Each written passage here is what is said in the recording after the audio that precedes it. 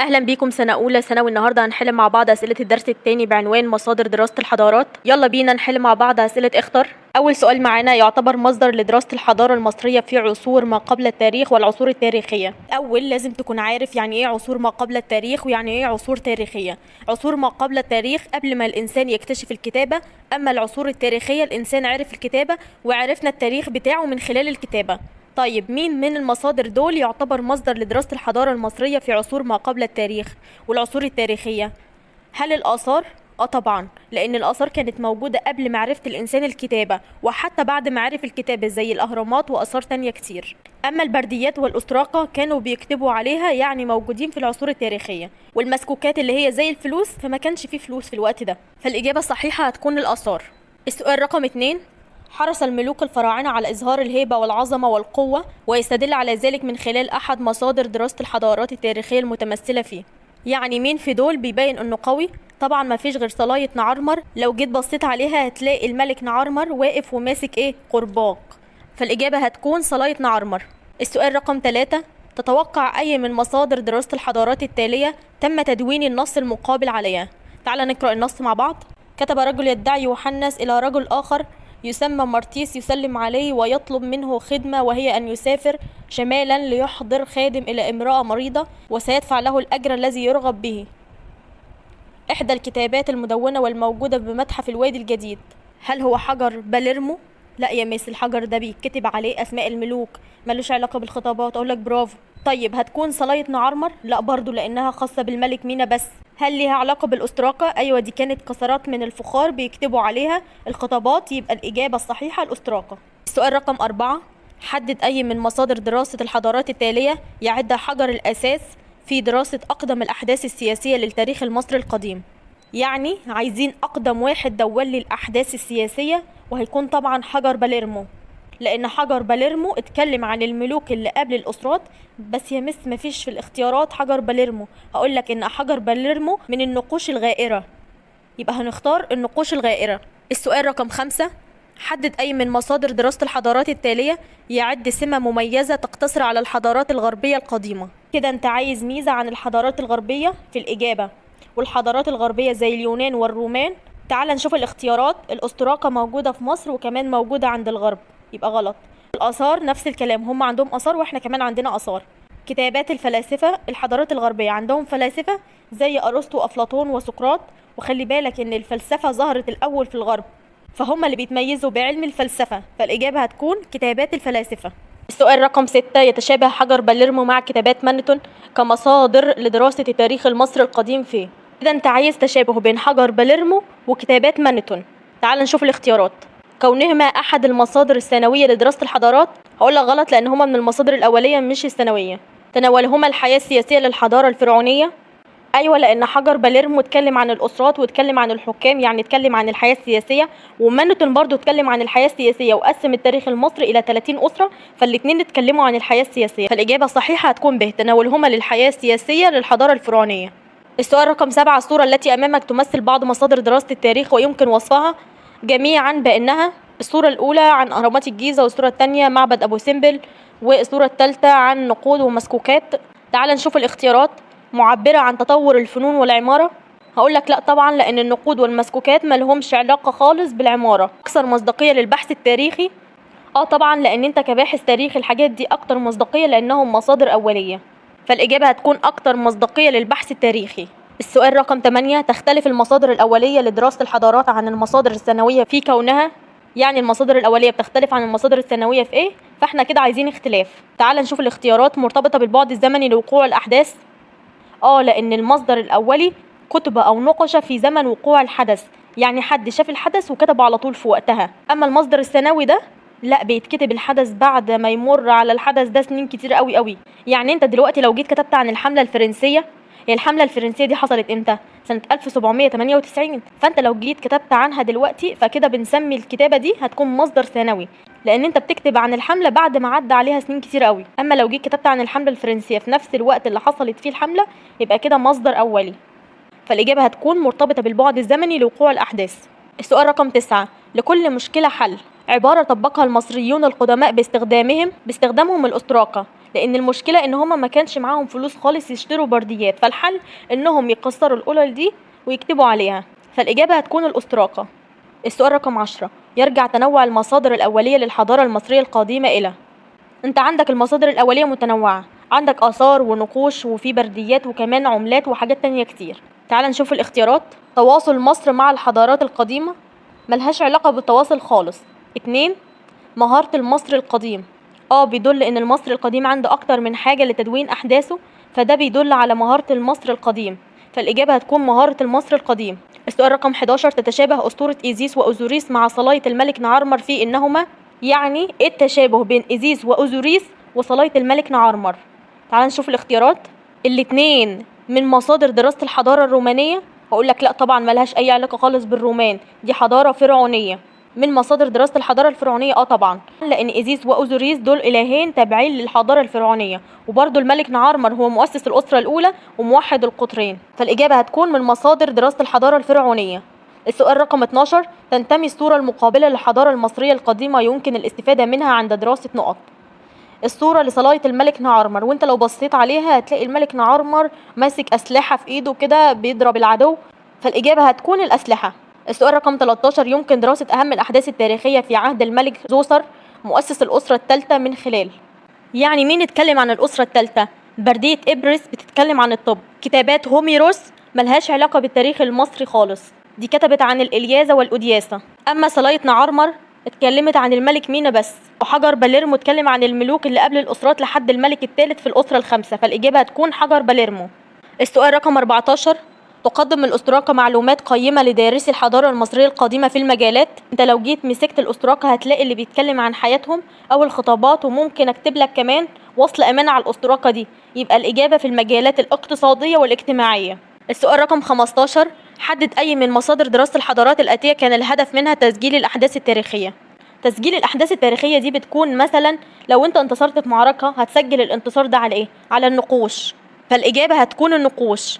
السؤال رقم 16، تعبر الصورة التي أمامك عن أحد مصادر دراسة الحضارة والمتمثلة فيه. لو بصيت على الصورة دي هتلاقيها حتة آثار مش محتاجة يعني، الإجابة هتكون الآثار. السؤال رقم 17، يعد أحد مصادر دراسة الحضارات التي تتميز بالدقة وكانت مصر المنبع الرئيسي له. يعني مين في الإجابات مش موجود غير في مصر بس؟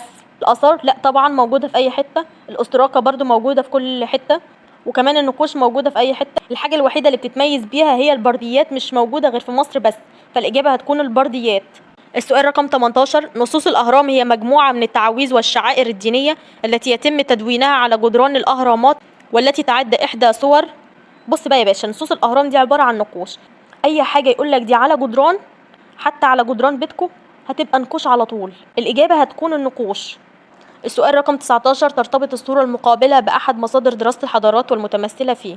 جايب لك مكتبة الإسكندرية وناس ماسكة كده ورق، طبعا الإجابة هتكون الإيه؟ البرديات. أما الأستراقة دي بتكون على الفخار والنقوش على الجدران، والآثار دي منها التماثيل والأهرامات وغيرها كتير. السؤال رقم 20، حدد أي من المصادر التاريخية الآتية أثبتت وجود فروق اقتصادية واضحة بين فئات المصري قديما. يعني عايز مصدر تاريخي بيدل على فوارق اقتصادية. انت لو جيت بصيت على الفراعنة والناس اللي كانت بتكتب، هتلاقي في ناس كانت بتكتب على البرديات دي، ناس بيكون معاها فلوس كتير جدا جدا قوي. اما لو انت بقى كحيان مش معاك فلوس اصلا، هتروح تكتب على ايه؟ هتكتب على الأستراقة طبعا، يبقى الإجابة هنا الأستراقة، لان ده بيدل على وجود فوارق اقتصادية. السؤال رقم 21، أي مما يلي يعد قاسما مشتركا بين المصادر الأولية والمصادر الثانوية لدراسة الحضارات؟ عايزين حاجة تكون مشتركة فيها المصادر الأولية والمصادر الثانوية. هل الاتنين مشتركين في كونهما نتاج بشري؟ أيوة طبعا، ما أنا قلت لك إن المصادر الأولية اللي عملها إنسان والثانوية برضو عملها إنسان. السؤال رقم 22، أي من مصادر دراسة الحضارات الآتية كانت أكثر انتشارا بين فئات المجتمع في مصر الفرعونية؟ يعني عايز مصدر من دول أكتر انتشارا بين فئات المجتمع في مصر الفرعونية. انت لو جيت بصيت على فئات المجتمع هتلاقي الناس الفقيرة خالص، الناس الكحيانة أكتر فئة في المجتمع، فبالتالي هيستخدموا ايه؟ الأستراقة. السؤال رقم 23، تساعد العملتان المقابلتان في تحديد الوضع السياسي لمصر من خلال. ركز كده، بيقولك الوضع السياسي. هو ايه الوضع السياسي ده؟ هقولك الوضع السياسي ده هيعرفك مين كان بيحكم البلد في الوقت ده. انت من خلال العملة عرفت مين كان بيحكم مصر في الوقت ده، اللي هو مين؟ الملك فؤاد الأول، فالإجابة هتكون النقوش المدونة. السؤال رقم 24، يمكن دراسة إنجازات بعض ملوك مصر في عصر الدولة القديمة من خلال. الإلياذة والأودياسة بتاع الإغريق. أنا هنا بكلمك عن الدولة القديمة في مصر. صلاية نعرمر لا برضو، لأنها بتتكلم عن ملك واحد وهو الملك مينا، والملك مينا ده في العصر العتيق. بردية إبريس لا برضو، لأنها بتتكلم عن الطب.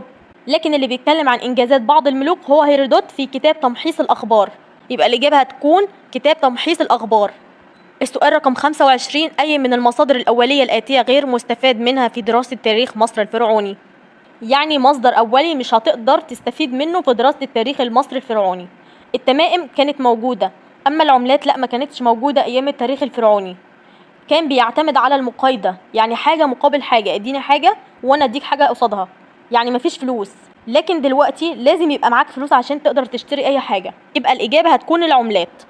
السؤال رقم 26، تشترك كل من الأستراقة وأسطورة إيزيس وأوزوريس في تناول أحد جوانب الحضارة المصرية القديمة. كده احنا عايزين شبه بين الأستراقة وأسطورة إيزيس وأوزوريس. من الناحية السياسية أقولك لأ طبعا، ولا واحد اتكلم عن الحياة السياسية. الاجتماعية لأن أسطورة إيزيس وأوزوريس بتعكس العادات والتقاليد المصرية. انت لو قرأت الأسطورة هتلاقي إيزيس وأوزوريس كانوا متجوزين، وإن إيزيس كانت وفية جدا لزوجها أوزوريس لما مات. وكذلك احنا كمصريين المفروض يعني يبقى عندنا وفاء، يعني بنحب بعض كده مش نكديين. تمام. الإجابة هتكون الاجتماعية. السؤال رقم 27، الاعتماد على أكثر من مصدر أولي في دراسة التاريخ يجعل هذه الدراسة تتسم به. يعني أنت مثلا جبت لي أكتر من مصدر، ده هيخليني أصلا أصدقك من غير أي حاجة، وهيخلي دراستك أكثر موضوعية، يعني أكثر مصداقية. فالإجابة هتكون الموضوعية. السؤال رقم 28، حدد من خلال تحليل الصور التالية أي منها أقل دقة كمصدر لدراسة التاريخ. احنا هنا عايزين المصدر الأقل دقة، يعني المصدر الثانوي. العملات مصدر أولي والتماثيل برضو أولي، فالإجابة هتكون رقم ج. السؤال رقم 29، عند قيامك بعمل بحث تاريخي يتميز بالدقة ويبتعد عن المبالغة، فإنك بذلك سوف تعتمد على كتابات أرسطو. هم عموما الفلاسفة بيقعدوا يكتبوا كده حاجات من دماغهم وبيهبدوا حاجات كتير، وكذلك برضو الشعراء يقعد كده مع نفسه الشاعر ويقعد يقلب بقى حاجات كده من وحي خياله. الاتنين ما ينفعوش. أسطورة إيزيس وأوزوريس خيالية من وحي الخيال. كتابات مانيتون، هقولك مانيتون كلمنا عن المدن الموجودة في مصر، وكمان كلمنا عن الجغرافيا وعن الحكام وعن الطبيعة، يعني كلمنا عن حاجات موجودة في الواقع. فالإجابة هتكون كتابات مانيتون. السؤال رقم 30، أي من الشخصيات التالية توصف كتاباتي بأنها أحد المصادر المحلية لدراسة التاريخ المصري القديم؟ هنا عايزين مصدر محلي موجود في مصر. هيرودوت محلي؟ أقولك لأ مش محلي، احنا عايزين حد من مصر. مانيتون محلي لأن مانيتون من مصر، فالإجابة هتكون مانيتون. السؤال رقم 31، يمكن التعرف على التقسيم الإداري في مصر الفرعونية من خلال كتابات. وإيه التقسيم الإداري ده؟ هقول لك انت مثلا لو دخلت دولة هتلاقيها متقسمة لكذا مدينة. طيب مين اتكلم عن المدن؟ هيكون مين؟ هيرودوت، فالإجابة هتكون هيرودوت.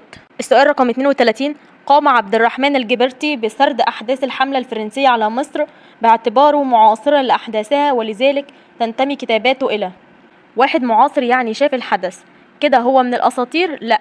هل كده هو من المصادر الثانوية؟ برضو لأ.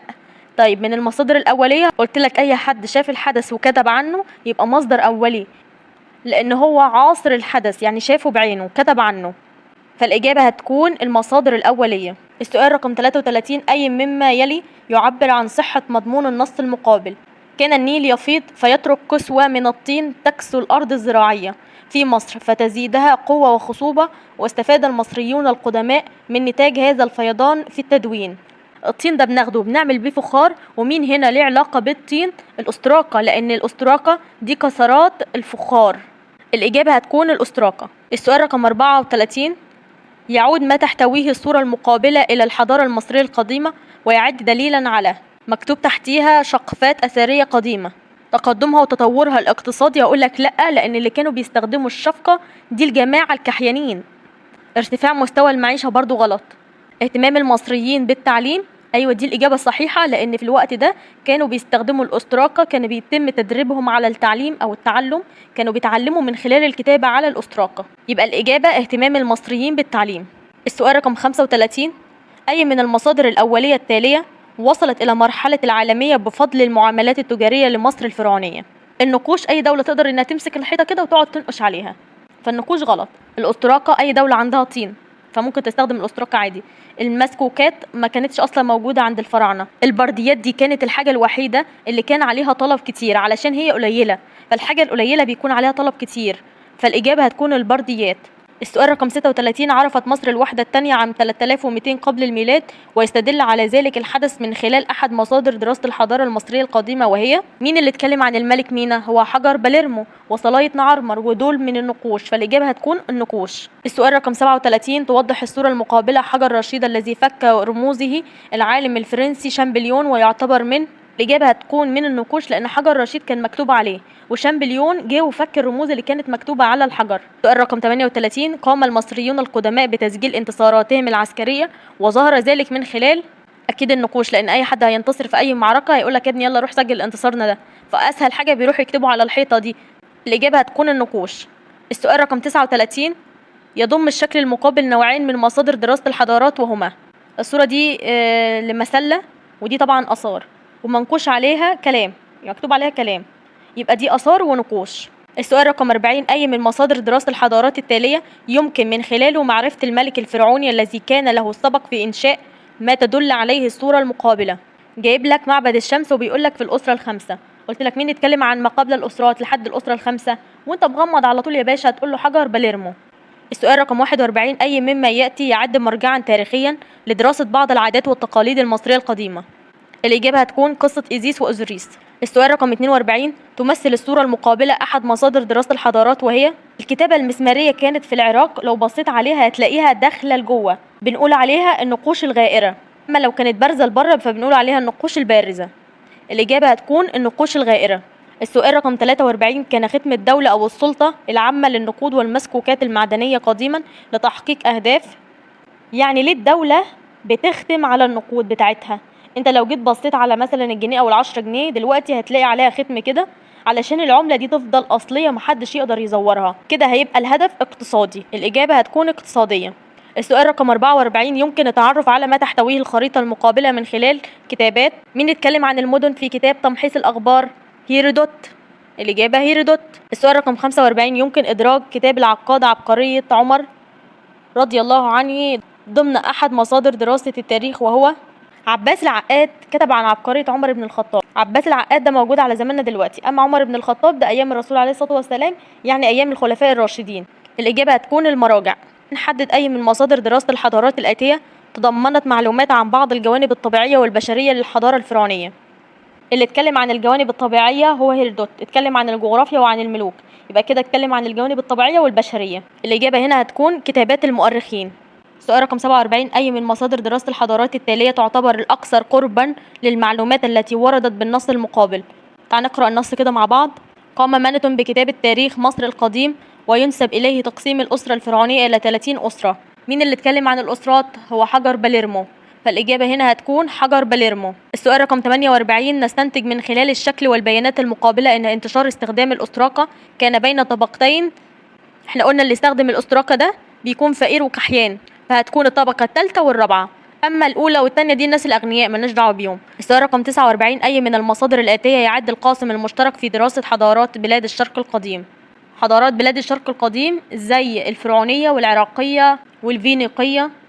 حجر باليرمو ده تبع مصر بس مفيش حاجة مشتركة. كتابات الفلاسفة تبع الغرب. نقود ومسكوكات لا برضو.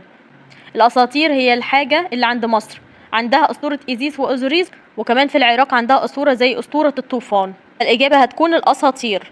سؤال رقم 50، تعبر الصورة المقابلة عن إحدى مصادر دراسة الحضارة والمتمثلة فيه. هو جايب لك صورة كده تنانين، فدي أساطير، الأساطير الشعبية، فالإجابة هتكون الأساطير الشعبية. السؤال رقم 51، تختلف العملات الموضحة في الصورة المقابلة فيه. تعالى كده نشوف الاختيارات. وجود ختم السلطة العامة للدولة، أقول لك لا، لأن أي عملة عليها ختم عادي. 2، احتوائها على صورة الملك، لا كلهم عليهم صور ملوك عادي برضو. 3، اعتبارها أحد مصادر دراسة الحضارة، برضو لا. 4، المادة الخام المستخدمة في صناعتها، هقول لك أيوة، لأن المادة الخام بتختلف، ممكن تلاقي عملة من نحاس وممكن تلاقيها من فضة وحاجات تانية كتير. سؤال رقم 52، تعتبر المصادر الأولية من مصادر توثيق المعلومات التاريخية وسردها. تؤكد العبارة السابقة على دور التاريخ في سرد الروايات والقصص، الروايات والقصص ملهاش علاقة خالص بالمصادر الأولية. الدقة في تناول الأخبار لأن المصدر الأولي هو الأكثر دقة، فالإجابة هتكون الدقة في تناول الأخبار. سؤال رقم 53، العامل المشترك بين الصورتين المقابلتين هو، وأجيب لك صورة أحد مؤلفات أفلاطون وإيزيس وأوزوريس.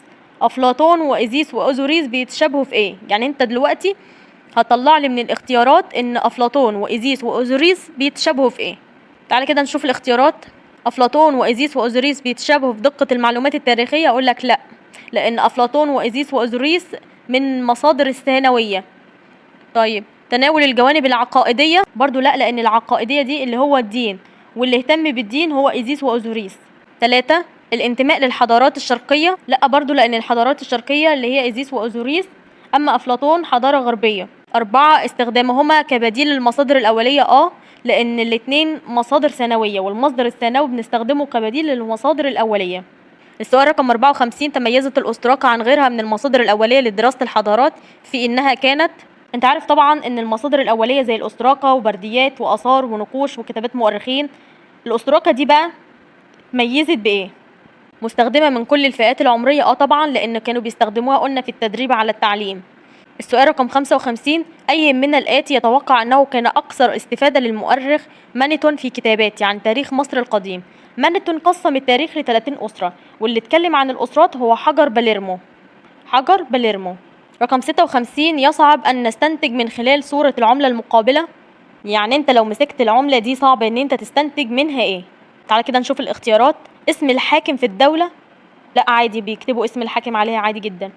طيب 2، العصر المنتمي إليه، لا، لأن التاريخ بيكون مكتوب على العملة عادي، يعني انت لو بصيت على العملة دي هتلاقي مكتوب عليها 2017.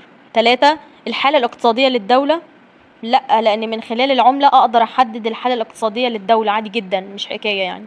المعارك العسكرية المهمة، أيوة طبعا، لأن دي صعب إن أنت تستنتجها أصلا من العملة، الإجابة هتكون المعارك العسكرية المهمة. السؤال رقم 57، وصل المصريون القدماء إلى درجة كبيرة في العلوم الطبيعية ويؤكد ذلك. العلوم الطبيعية مقصود بيها الطب، واللي اتكلم عن الطب بردية إبرس. السؤال رقم 58، ارتبطت عدة مصادر تاريخية في مصر بنتائج النيل على أرضها، ومنها أكيد الأستراقة، لأن الأستراقة معمولة من الفخار، والفخار أصلا معمول منين؟ من الطين، فالإجابة هتكون الأستراقة. وبكده نكون خلصنا حل أسئلة الدرس الثاني، والسلام عليكم ورحمة الله وبركاته.